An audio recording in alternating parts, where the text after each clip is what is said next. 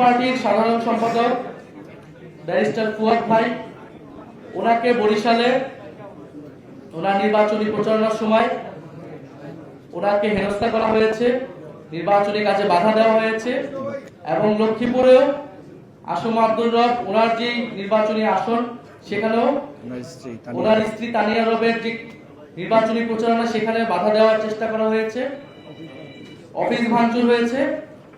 অর্থাৎ আমরা যেই প্রত্যাশা করেছিলাম যে একটা সুষ্ঠু নিরপেক্ষ নির্বাচন যেখানে মানুষ স্বতঃস্ফূর্তভাবে ভোট দিবে এবং তার মত প্রকাশ করবে, আমাদের নির্বাচনী সংস্কৃতিতে যে আমরা দেখেছি যে ভোট কেন্দ্র দখল, জবরদস্তি এবং একটা আধিপত্যমূলক এবং ফ্যাসিবাদী আচরণ করা হয় রাজনৈতিক দলগুলোর পক্ষ থেকে, সেই আচরণ কিন্তু আমরা দেখতে পাচ্ছি যে শুরু হয়ে গিয়েছে।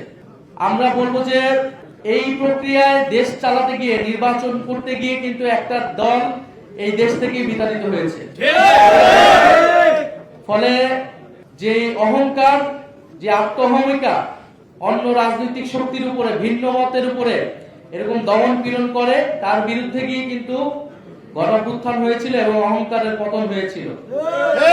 ফলে এই বাংলাদেশে যদি কেউ মনে করে যে আগামী নির্বাচনে গায়ের জোরে দখলদারিত্বের মাধ্যমে নির্বাচনে তারা ভোট আদায় করবে অথবা ধর্মের নামে মানুষকে প্রতারণা করে ভোট আদায় করবে, তারা উভয়ই পরাজিত হবে।